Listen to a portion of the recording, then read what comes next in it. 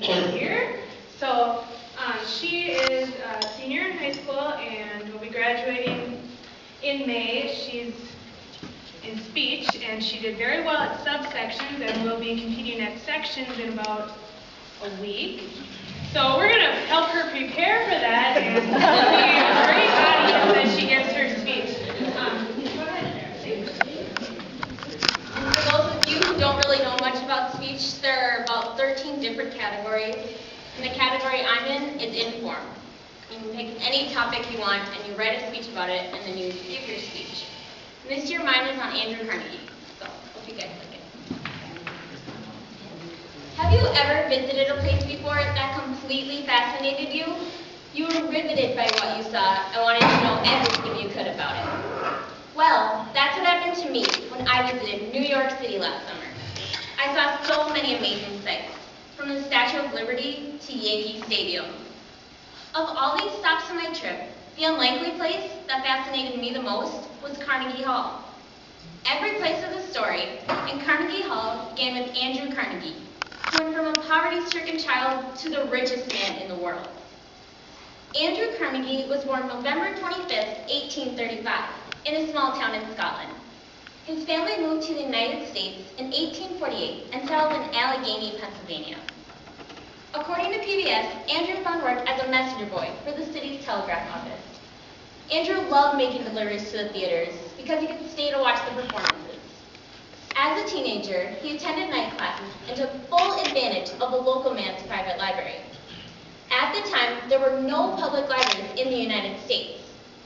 After being promoted to telegraph operator, Andrew Carnegie met Thomas Scott, who became his mentor. Carnegie went to work for Scott at the Pennsylvania Railroad. This would be the starting point of Andrew Carnegie's amazing business career. Working his way up through the ranks, Carnegie eventually replaced Scott as the Pittsburgh Division Superintendent. After the start of the Civil War, Carnegie saw the new widespread use of iron and realized its potential for future business success.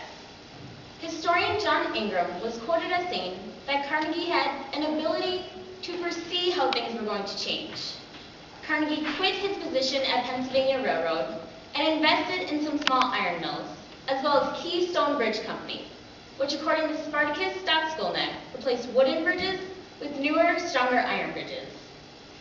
The iron business was booming, but Andrew Carnegie was already looking for the next best thing. While on a trip to England, he learned of Henry Bessemer, who invented a process of converting iron into steel. Carnegie jumped at the idea. Opening his first plant in 1870, he formed the Carnegie Steel Company. By 1892, it was the largest steel producer in the world and was valued at $25 million. During the height of Andrew Carnegie's career, a rivalry started between him and J.P. Morgan. Instead of competing with Morgan, the 65-year-old Carnegie sold his company, which would be renamed U.S. Steel, to J.P. Morgan for $480 million. Andrew Carnegie was now the richest man in the world, with an estimated worth of over $225 million. Now, I'm sure most of us would be happy to live out the rest of our lives with hundreds of millions of dollars. I know I would. Andrew Carnegie, however, had a different idea about how to spend his personal wealth. In a newspaper article titled The Gospel of Wealth, Carnegie wrote that a man who dies rich dies disgraced. The article also stated that a person should live a modest life and only keep enough money to support his family. Carnegie believed that any remaining money should be spent in the best interests of the community. Andrew Carnegie worked the rest of his life towards becoming one of the world's greatest philanthropists. The Carnegie Endowment for International Peace and the Carnegie Institute of Technology are just two of the 7 educational and philanthropic organizations Carnegie created.